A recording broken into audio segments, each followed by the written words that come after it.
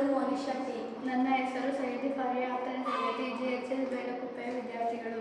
ನಾವು ಮಾಡಿರುವ model fire alarm system. ಮನೆಯಲ್ಲಿ ಯಾರೂ ಇಲ್ಲದಿದ್ದಾಗ ಬೆಂಕಿ ಅವಘಡಗಳು ಸಂಭವಿಸಿದರೆ ಈ ರೀತಿಯಾದ ಒಂದು ವ್ಯವಸ್ಥೆ ಇದ್ದರೆ ದೊಡ್ಡ ಅನಾಹುತಗಳನ್ನು ತಪ್ಪಿಸಬಹುದು.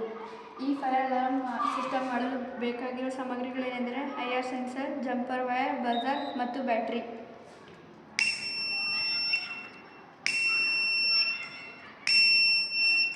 ಬಜಾರ್ನ ಶಬ್ದ ಕೇಳಿಸಿದ ತಕ್ಷಣ ಫೈರ್ ಫೋರ್ಸ್ ಅವರಿಗೆ ಕಾಲ್ ಮಾಡಿ ಬೆಂಕಿಯನ್ನು ನಂದಿಸಬಹುದು.